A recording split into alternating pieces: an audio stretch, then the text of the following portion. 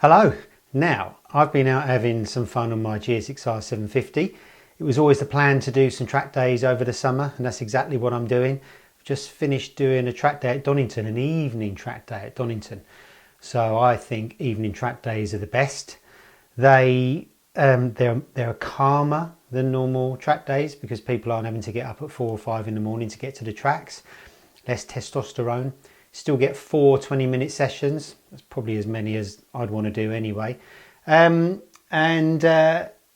the whole thing is, even the sunlight, because it's towards the end of the day, the sunlight's more golden and it makes the tracks look beautiful. I mean, at Donington recently, with the sun going down, just looked like a computer game. It's absolutely amazing. And what a track Donington is, because it's seen many an amazing battle in World Superbike, in MotoGP, in 500 Grand Prix, BSB, everything in between. Really iconic. It's recently been resurfaced. The surface was quite dodgy there before, especially in the wet, but now it's just beautifully velvety smooth. The GSX-R is amazing around the track. It's definitely not the fastest compared to superbikes with slicks. And the closing speed on the straight is quite high, even on a GSX-R 750. But it's enjoyable. I'm deliberately not looking at lap times. I'm just going around, I'm just having fun. Just drop the tyre pressures and off you go. I've spent a lot of time at Donington over the years. I've done lots of track days there, done lots of races there, even won a few. But most notably, I instructed there for 8 years at the Ron Haslam Race School, which is absolutely fantastic, and I've spoken about it here on video before. I used to instruct in the elite class, where it was one-on-one with a student for 3 hours solid on Honda Fireblades, and the bikes were data logs, so after every session we could come in and we could talk about what's what. Now, I could sit here and tell you exactly how to go around Donington with regard to your gears, your lines, and everything in between, and talk about riding tips, which I kind of do with my one-to-one instruction anyway. But I thought to be a little bit different, I'd give you some tips about how to view Donington kind of in a spiritual way, how to kind of make friends with it, you know, not necessarily how to set lap records, but how to get the best out of it. And it all starts really from that very first session you go on track. And that first session when you go out on track, you normally have sighting laps, don't you? And you go out, everyone wants to get going. You're kind of frustrated that you have to go out and ride slowly for 3 laps. You just want to go. But in actual fact, those sighting laps and that excuse to go slowly in the first session is absolutely such a golden opportunity to really get your head around the track. And it's something people just don't do, because as soon as you get into the flow of going around the track, you've got tunnel vision. So, you know, the minute you go out around Donington, you start looking where you're going through the corners. You know, if you're on the sighting laps, you're following other riders, so you're not really looking round. And if you've got it in your head that a corner is a certain shape, because Donington's full of blind corners really, if you've got it in your head the corner's a certain shape, you'll attack it in a certain way, and you'll never really change the way you're attacking it. You'll always do it really well all the time, or you'll always really do it mediocre or really badly. So that opening session is your golden opportunity to really look around. And that's what I say when I'm instructing, you know, that first session. Don't go fast. You've got an excuse not to go fast. Even if you're worried about lap times, no one cares about the first session. So I'll give you an example. I've got a track map here, Donington, that I use when I'm instructing. And let's take Redgate Corner, for example. If you're flying into Redgate every single lap, and you've got your braking marker sorted, you've got your turn point and all the rest of it, you may think it's a simple 90-degree right-hander. And that's exactly how it looks as you're approaching it and you go through it. But when you realise that in actual fact, it's more of a hairpin, like a stretched out hairpin, all of a sudden that changes the way you approach it. That makes you take a later apex, that controls your corner speed going in and your exit speed coming out. And it's the same through all the other corners. If you be a meerkat, and as you're going round, really, look at the shape of the corners and see which way they go, you'll be surprised at how different the track can look. Even looking through corners onto another bit of the track, look everywhere, really get that track kind of burned into your memory. And even go on different bits of tarmac. When everyone goes out on their sighting laps, they're all little ducks, they're all line astern. But ride on the outside of the track, where, in the middle of a corner. Go on the inside of the track, on the outside of a corner. Just really get to know all of the track, because after a while, as your day progresses, you'll only be using a few inches of the track. It's really important to really sort of get your head around what shape it all is. That's really, really important. And those sighting laps, those getting to know you laps, you can really start looking around for markers that you're going to use later on. Look for trackside furniture that you might be able to use as a braking marker or a turn point or an exit point. Look for where curbs start and stop. Look for braking marker boards, really obvious. Look for skid marks in the track. Look for any point that you might be able to use, even not straight away, but you might be able to use later on as some kind of reference point. So yeah, the first session is absolutely golden. And with Donington, it's all about keeping the flow. So, even through the hairpins, I remember someone telling me this at Phillip Island, it's quite similar to Donington, is that very flowing track. And then you'll come to Honda hairpin and it's almost your chance to stop and breathe. But you shouldn't be tempted to kind of have the day off when you get to a hairpin and everything kind of slows down and you can start again. Keep the momentum everywhere. Keep the momentum through all the fast bits of Donington. Don't slow down too much. It's all about rolling through corners. And when it comes to the hairpins, it's not about attacking hairpins or foggy S's. Those slow points of a racetrack aren't places where you're really going to make a lot of time. Whether it's you, me, Rossi or Marquez, our corner speed through Melbourne Loop hairpin won't be much different. In fact, the slower riders like us are going to be faster in the middle of the corner than a proper rider. That's a whole other story about corner speed. But, that's the other tip to Donington. Go fast on the fast bits. And at the Haslam School, no one ever crashed on the fast bits because they're scary. But everyone crashed on the slow bits. So don't go too fast on the slow bits. Just get through them cleanly. Just get in and out clean. Don't rush them, because you can only lose time and not really gain time. The big time's to be gained on the fast bits like the Craney curves and up through Schwantz.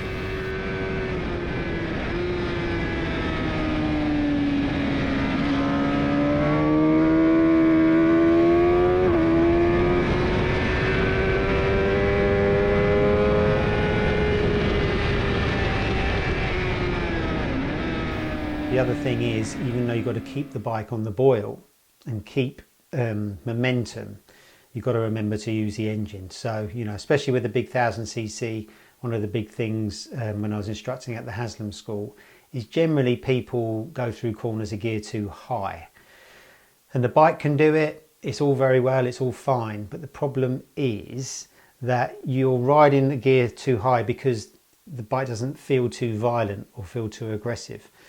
And that's something you don't want to feel on the road, is it? You generally ride in tall gears on the road because it's nice and smooth. But on a racetrack, you need to be using the engine for your advantage, using the engine to help you brake into the corners, to pull you back into the corners. Use your engine to keep you safe in the middle of the corners, so you're using quite high revs. So if anything happens, you've got a better throttle control. And if the bike does slide, there's not many revs left for it to spin and fizzle out. Although with traction control, that's not such a problem.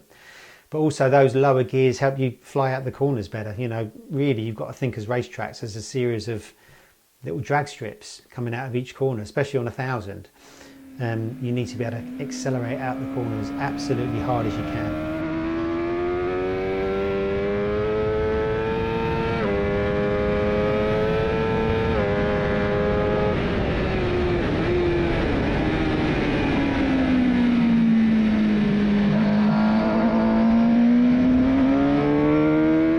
Another real big one at Donington and most tracks is to use all of the track. You know, if you're not using every little centimetre of tarmac, you're not going to go fast. And if you're not using all that track, you're making it harder work for yourself. If you're absolutely on the limit everywhere else and you're leaving a metre gap on the exit, you're never going to be fast. So at Donington, let's see, Redgate, use all the track coming out. Don't need to at Craner because you're left and right. The old hairpin you're not, because you're not using all the track because you want to straight line the Schwanz curve. We'll come on to that. Using all the track coming out of McLean's, onto the back straight, out of the Foggy S's, out the Melbourne Loop and out of Goddard's. So it's very easy just to say use all the track, but the main reason people don't use all the track is because it can be scary. It can be a scary thought that by the time a superbike's gone from the apex to the exit, it's going really fast. And the last thing you want to do is fall off the edge of the track. So generally people give the edge of the track quite a lot of room. But the way to get around that is to get to the edge of the track with the power and not by steering it towards the end of the track. If you come out of a corner and then literally point the bike to the edge of the track, it's going to get to the edge of the track so fast, it probably will fall off the edge of the track and you probably will want to ease off. But if you're coming out of the corner, looking all the way down the straight and getting to the edge of the track with the throttle, so when you're on the throttle, the bike's picking up, all the bike wants to do is stand up on the throttle. So the bike's picking up and is going towards the edge of the track, kind of slower than if you just pointed it there. So by doing that, you're getting to the edge of the track and you're using the power, which will instantly give you more shove down the straight. But also, if you think you're going to run out of track or you start to panic a bit, you only have to kind of ease off a little bit to bring the bike back to where you want it. So that's going to give you a lot of speed. But also, there's a really good, at Donington in particular, there's a really good way of kind of judging where you need to be on the exits. And you basically need to place your bike on the exit curb where the curbs finish. So you've got the curbs, coloured curbs, and then the last curbstone is white, I think, and is triangular. So if you can aim your bike to that triangular curbstone out of the corner, you've cracked it. You've used all the track, and then suddenly that opens the whole place up, and that will really help your lap times because that's easy time. And then on the same subject, another place to make big time at Donington is up through Schwanz Curve. So when we were data logging bikes at the Haslam School, you would see that the top speed between the old hairpin and McLean's, that bit, is almost the same as coming down the start-finish straight, the back straight. Especially with the Haslams aboard, like Leon or Ron, you know, they'd be doing close to 150 mile an hour up through Schwanz and a similar amount down the straight. So this is another thing, that section of track you can almost straight line. So when you come out of the old hairpin, instead of using all the track on the exit, if you can use half the track or a little bit more coming out and get yourself right over to the right hand side of the track, so then you can straight line under Starkey's, or what used to be Starkey's Bridge, and then look right up at the track and get to the edge of the track with the throttle to where that triangular curbstone is. All of a sudden you've just opened up the track and you're giving yourself a lot of speed. I mean, you've also given yourself a lot to do braking for McLean's, but you know, you've done all the hard work there and you can just, you know, knock it off from McLean's and just get through there nice and cleanly. The other little challenge at Donington is where the Dunlop Bridge used to be. So coming down the back straight, which is still called Dunlop Straight, there's a hump, probably 2/3 of the way along the straight, and just before you reach the hump, you're kind of on the left hand side of the track because you've come out of Coppice.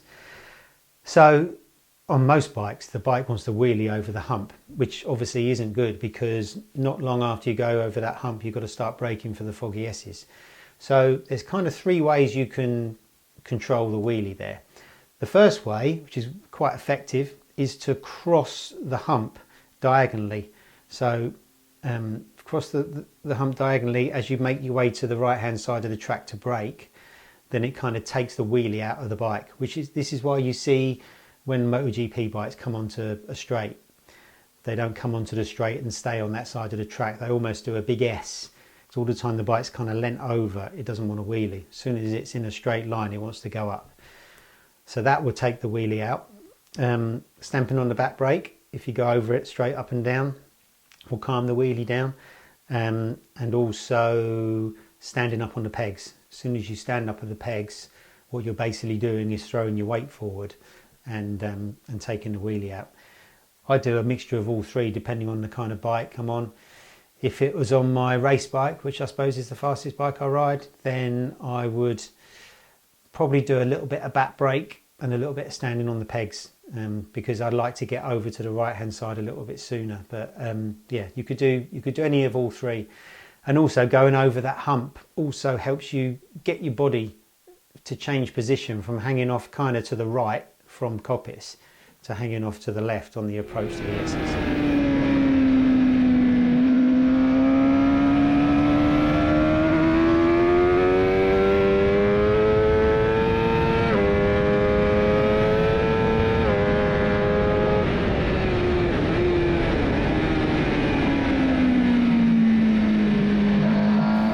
You also have to prepare for the fact that Donington's a very physical circuit. Not so much the national without the GP loop, that's very flowing, but the GP track is really physical. So although there's not a lot of hard braking from Redgate all the way round to Coppice, it's pretty light braking, it's just a flow. So there's not a massive amount of force on your body when it comes to braking, but there is a massive amount of counter steering. Coming down through the Craner curves, you know, you're doing well over 130 mile an hour. And you're going from full lean right to full lean left. The bike doesn't want to change direction, so that's a real force on the bars. I've mentioned here before that we did a test with a feature with a university, and they put strain gauges on a Panigale they were doing as a project, and the force to turn the bike from right to left, just a road bike on road tyres, was over 30 kilogram push on the bar. So it's like doing a 30 kilogram kind of bench press each time you go from left to right. So that's really going to knack you out. Also up through Schwantz, the change of direction from the old hairpin, that's quite a wrench as well. So that's going to really take it out of you, so be prepared for that. And then the braking, very hard braking. So braking for the Foggy S's is pretty severe, but then the Melbourne Loop and Goddard's is really hard braking. And after a dozen or so laps, you really know about that. So it's just something to be prepared for, and maybe not absolutely go banzai on your first few sessions. If you want to last a day, you know, just kind of keep it all together to begin with, just to sort of string your energy out. And bike setup changes as well. You haven't got that hard braking with the Donington National, so you know you can generally run a softer front end setup there. But when it comes to the hard braking sections, you know, you probably need a little bit more preload. If you're able to change fork springs on a race bike, you'd probably need stiffer springs, a little bit more compression damping. So that whole last bit of the track that no one actually likes, that was put there to make it Grand Prix length back in '87, I think, for the 500s. Yeah, it's a stress on mind, body, soul and motorcycle.